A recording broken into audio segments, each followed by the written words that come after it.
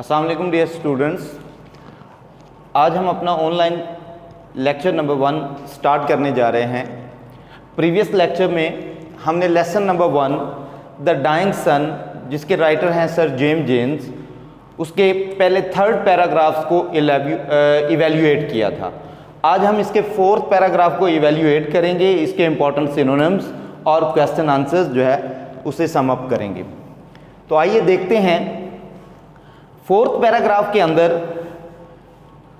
3rd paragraph के अंदर हमने ये ऑब्जर्व किया था और ये देखा था कि सर जेम्स जेन्स जो है वो प्लैनेट्स की एग्जिस्टेंस के बारे में बात करते हैं कि how did planets come into existence.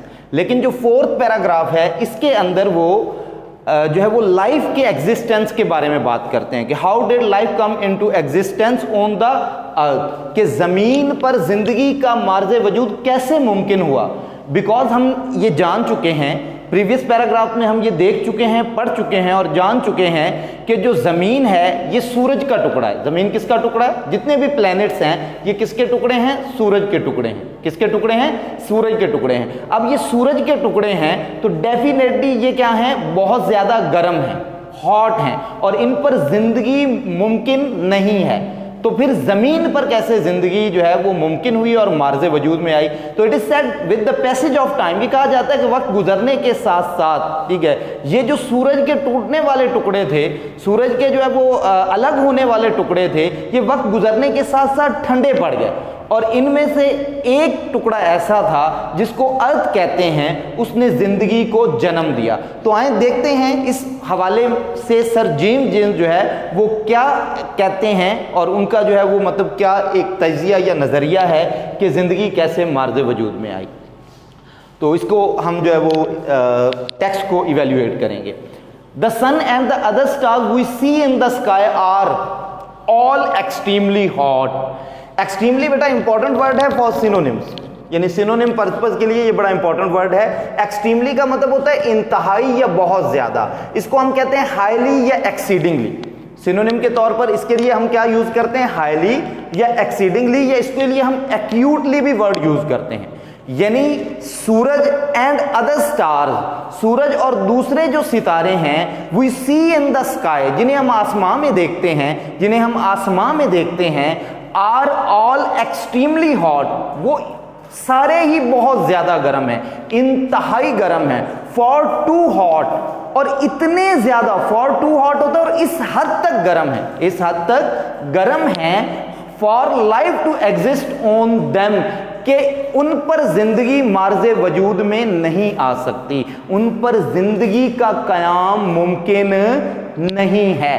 यानी वो चीज़ दो जगह ऐसी हैं according to sir James Jeans, और रियलिटी भी नेचुरली में भी जो है वो ये चीज़ हकीकत में है कि जहाँ पर बहुत ज़्यादा ठंड हो वहाँ पर जिंदगी मार्ज़े वजूद में नहीं आ सकती, और जहाँ पे बहुत ज़्यादा हरारत हो, गर्मी बहुत ज़्यादा हो, वहाँ पर भी ज़िंदगी मार्ज़े वजूद में नहीं आ सकती। तो लाइफ के लिए जो इम्पोर्टेंट चीज़ है वो है टेम्परेचर, और टेम्परेचर क्या होना चाहिए? मॉडरेट, मोतदिल होना चाहिए, ना तो ज़्यादा गर्म होना चाहिए और ना ही ज़्यादा सर्द होना चाहिए। तो दूसरे सितारे बहुत ज़्यादा गर्म थे, उनके गर्म होने की वजह से उन पर जिंदगी मार्ज़े वजूद में ना आ सकी। So also no doubt were the pieces of the sun, so ताहम ऑल्सो नो डाउट, इसमें कोई शक नहीं है कि ये पीसेज ऑफ द सन सूरज के टुकड़े थे, सूरज के टुकड़े थे तो इसलिए गर्म थे, ठीक है, इसलिए उन पर जिंदगी मार्ज़े वजूद में ना आ सकी। When they were first thrown off, जब पहली बार ये खला में फेंके गए तो ये क्या थे? सूरज के टुकड़े थे। ग्रेजुअली, आहिस्ता आहिस्ता, ग्रेजुअली क्या होता है? आहिस्ता आहिस्ता, और इंपॉर्टेंट सिनोनिम है इसका मतलब होता है स्लोली। सिनोनिम के लिए हम क्या यूज करते हैं? स्लोली, आहिस्ता आहिस्ता, ग्रेजुअली, आहिस्ता आहिस्ता, ठीक है। They became cooler until now they have very little heat of their own left, यानी वक्त गुजरने के साथ साथ दे बिकेम कूलर अंटिल, यहां तक कि अब उनकी अपनी हरारत बहुत कम रह चुकी है। उनकी अपनी हरारत क्या हो चुकी है? बहुत कम रह चुकी है। यानी वक्त गुजरने के साथ साथ उनकी अपनी हरारत खत्म हो गई। तो फिर सवाल ये पैदा होता है कि अगर उनकी अपनी हरारत खत्म हो गई तो आज जो उन पर हरारत मौजूद है या आज जो रेडिएशन उन तक पहुंचती है वो कहां से आती हैं और ये हरारत कहां से वो हासिल करते हैं। तो देखते हैं इसको। Their warmth coming almost entirely, word है वार्मथ। वार्मथ का मतलब होता है हरारत, सिनोनिम के लिए हम यूज करते हैं हीट। उसके बाद होता है वर्ड इंटायरली। इंटायरली जो है वो सिनोनिम के लिहाज से इंपॉर्टेंट वर्ड है, इसका मतलब होता है मुकम्मल तौर पर, कंप्लीटली या फुली, यानी उन पर जो अब हरारत मौजूद है, देयर वार्मथ, ठीक है, देयर वार्मथ जो है वो coming almost entirely from the radiations which the sun pours down on them, यानी अब उनकी जितनी भी हरारत है वो कहां से आती है, रेडिएशंस, शुआओं से आती है, रेडिएशन शुआओं, और इसके सिनोनिम के लिए हम यूज करते हैं रेज, यानी उनकी अब जितनी भी हरारत है वो कहां से हासिल करते हैं, वो सूरज से हासिल करते हैं। वो किससे हासिल कर रहे हैं, सूरज से हासिल करते हैं, और उसकी वजह से इन पर जो है वो हरारत मौजूद है, सूरज की हरारत की वजह, मुकम्मल तौर पर सूरज की शुआओं से हासिल करते हैं। वो शुआएं जो सूरज पोर्स डाउन ऑन देम, जो सूरज उन पर डालता है, इन कोर्स ऑफ टाइम, वक्त गुजरने के साथ साथ, इन कोर्स ऑफ टाइम, वक्त गुजरने के साथ साथ, one of these cooling pieces gave birth to life. One of these cooling pieces होता है यानी इन टुकड़ों में से एक ठंडे पड़ जाने वाले टुकड़े ने जिंदगी को जन्म दिया। किसको जन्म दिया, जिंदगी को जन्म दिया। और वो टुकड़ा कौन सा है, आवर अर्थ, हमारी जमीन है वो टुकड़ा जिसने जिंदगी को जन्म दिया या पैदा किया। We do not know how, when and why this happened.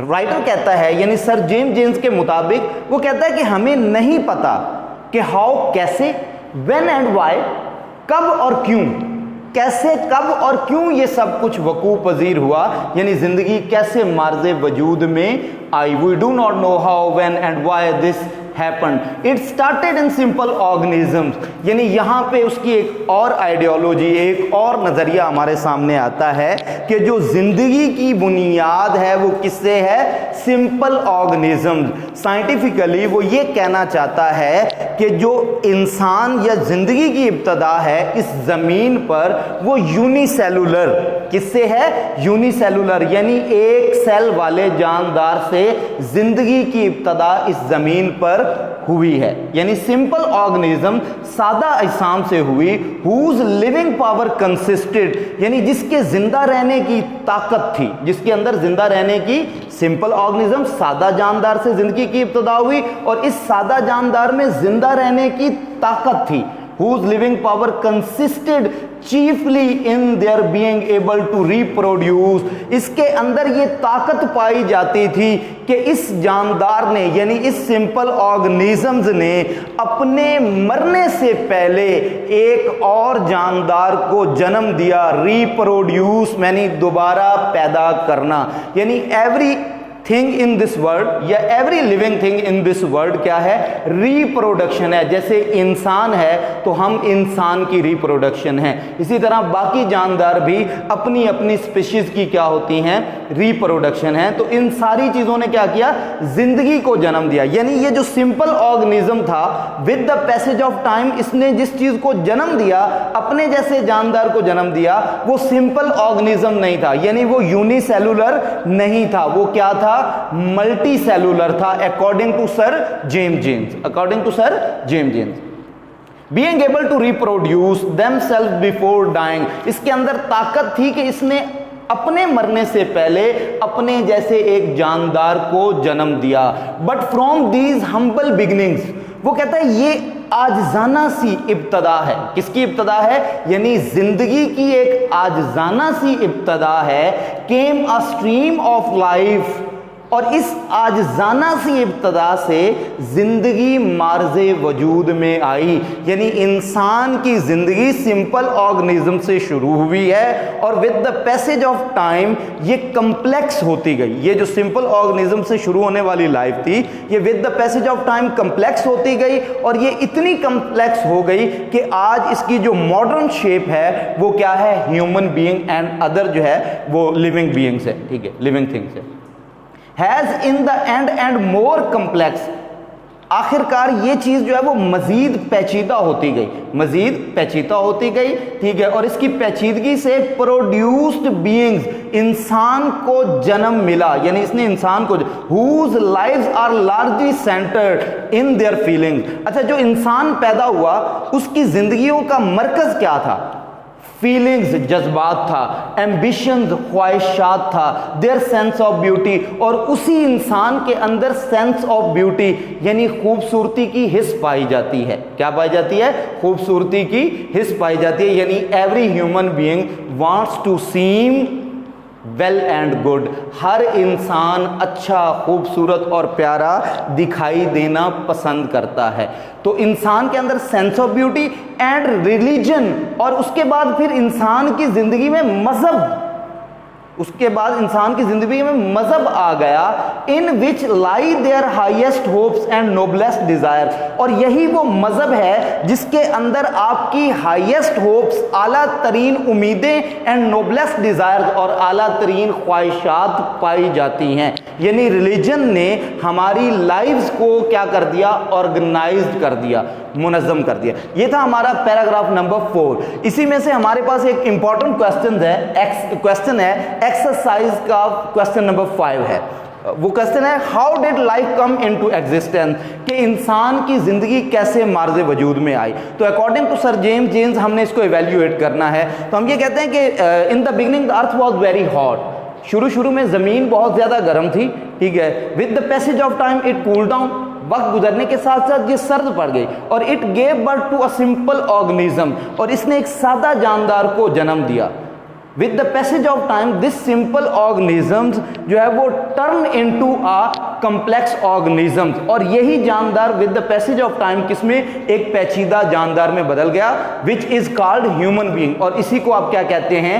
Human being कहते हैं। तो यही इंसान की जिंदगी की एक सादा सी इब्तदा थी, और इसी से इंसान की जिंदगी जो है वो जमीन पर मार्ज़े वजूद में आई।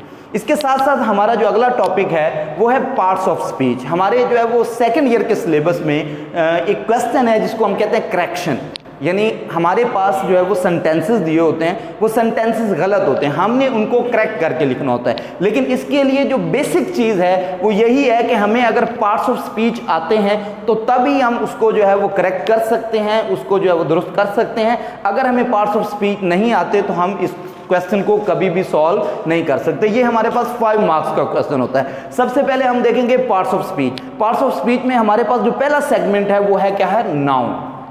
नाउन के बारे में हम जानते हैं कि इसे उर्दू में इसम कहते हैं। इसम क्या होता है? The name of any person, किसी भी शख्स का नाम, प्लेस, जगह का नाम, एंड थिंग, और चीज का नाम, and also an idea and situation. इसके अंदर आप सिचुएशन या आइडिया को भी जो नाम देते हैं वो भी हमारे पास क्या होता है? नाउन होता है। और जो नाउन है इसकी हमारे पास मेन 2 जो है वो काइंड्स हैं, बड़ी 2 किस्में हैं। एक को हम प्रॉपर नाउन कहते हैं। क्या कहते हैं? Proper noun. प्रॉपर नाउन क्या होता है? Proper noun basically your own name is also a proper noun. आपका जो अपना नाम होता है वो प्रॉपर नाउन होता है। प्रॉपर नाउन का मतलब ये है एक ऐसा नाम, द नेम या it is the name of a particular person, place or thing. किसी मखसूस शख्स, मखसूस जगह या मखसूस चीज के नाम को आप क्या कहते हैं? प्रॉपर नाउन कहते हैं। प्रॉपर नाउन फॉर एग्जाम्पल जैसे कि नवीद है, वकास है, कराची है, कायदे आजम है, मीनारे पाकिस्तान है। कंट्रीज के नाम आपके पास प्रॉपर होते हैं, सिटीज के नाम आपके पास प्रॉपर होते हैं, इंपॉर्टेंट प्लेसेस के नाम आपके पास क्या होते हैं? प्रॉपर होते हैं। और प्रॉपर नाउन की आगे फर्दर कोई काइंड नहीं होती। तो ये याद रख लीजिएगा कि जितनी भी प्रॉपर चीजें होती हैं आगे उनकी फर्दर कोई किस्म नहीं होती। तो प्रॉपर नाउन से एक चीज होती है कि हम प्रॉपर इजेक्टिव जो है वो फॉर्मेशन करते हैं, फॉर्मेट करते हैं। फॉर एग्जांपल प्रॉपर नाउन से हम प्रॉपर इजेक्टिव कैसे बनाते हैं? प्रॉपर इजेक्टिव ऐसे बनता है जैसे आपके पास है पाकिस्तान, तो पाकिस्तान एक प्रॉपर नाउन है, इसी से हम क्या बनाते हैं? पाकिस्तानी। ठीक है, इसी से हम क्या बनाते हैं? पाकिस्तानी। इसी तरह इंडिया से इंडियन, ठीक है, अमेरिका से अमेरिकन। तो इसको आप जो है वो प्रॉपर नाउन की किस्म नहीं कहेंगे, बल्कि ये क्या होता है? प्रॉपर इजेक्टिव होता है। उसके बाद हमारे पास होता है कॉमन नाउन। कॉमन नाउन क्या होता है? कॉमन नाउन बेसिकली वो नाम है जो किसी आम चीज, शख्स या जगह के लिए इस्तेमाल किया जाए। फॉर एग्जाम्पल बॉय आम नाम है, विलेज आम नाम है, सिटी आम नाम है, इसी तरह चेयर आम नाम है, व्हाइट बोर्ड आम नाम है, फैन आम। अगर हम इसके साथ कोई प्रॉपर वर्ड जैसे GFC फैन तो ये प्रॉपर हो जाएगा, लेकिन जब अकेला फैन होगा तो ये क्या होगा, आपके पास कॉमन होगा। अच्छा, अब फर्क ये है कि क्या प्रॉपर नाउन जो है वो as a common noun use हो सकता है? यस, जो प्रॉपर नाउन है सम टाइम, लेकिन ये एक पर्टिकुलर सिचुएशन होती है। ये क्या होती है? इसको हम कहते हैं एक्सेप्शनल केस, कि सम टाइम ऐसा होता है कि प्रॉपर नाउन जो है एज अ कॉमन नाउन भी यूज होता है, लेकिन जब ये बतौर कॉमन नाउन यूज होता है तो इसके साथ आर्टिकल द आता है। प्रॉपर नाउन के साथ क्या आता है? आर्टिकल द आता है। फॉर एग्जाम्पल, आप किसी भी जगह पे जाते हैं, फॉर एग्जाम्पल आप किसी कॉलेज में जाते हैं और एक क्लास में आप जो है वो किसी बच्चे को मिलना चाहते हैं, तो आप रिसेप्शन पे जाके रिसेप्शनिस्ट को कहते हैं कि फ़लाँ क्लास का जो है वो वकास नामी या अली नामी बच्चा जो है हम उससे मिलना चाहते हैं। अब उसी क्लास में 2 अली होते हैं। उसी क्लास में कितने अली हैं? 2 अली हैं। अब वो रिसेप्शनिस्ट जो है या जो भी मतलब बुलाकर लाता है, पीएन उस बच्चे को बुलाकर लाता है, तो आप उसे देखकर क्या कहेंगे? This is not the Ali, this is not the Ali, ये वो अली नहीं है whom I want to meet, जिसको मैं मिलना चाहता हूं। तो यहां आपने अली के साथ आर्टिकल द भी लगाया है और यहां पे अली जो है वो प्रॉपर नाउन नहीं रहेगा, बल्कि यहां पे अली क्या हो जाएगा? कॉमन नाउन हो जाएगा। तो कॉमन नाउन क्या होता है? A word which denotes, denotes होता है जाहिर करना, बताना। A common person, place or thing, जो किसी आम शख्स, जगह या चीज के बारे में बताए उसको आप कॉमन नाउन कहते हैं, जैसे कि विलेज, बॉय, पेंसिल, चेयर, ये आपके पास कॉमन नाउन्स हैं। और आगे जो फर्दर काइंड्स हैं वो प्रॉपर नाउन की नहीं हैं, कॉमन नाउन की हैं। तो इंशाल्लाह नेक्स्ट लेक्चर में हम इसकी फर्दर काइंड के हवाले से भी बात करेंगे। बेस्ट ऑफ लक, अल्लाह हाफिज, गुड बाय।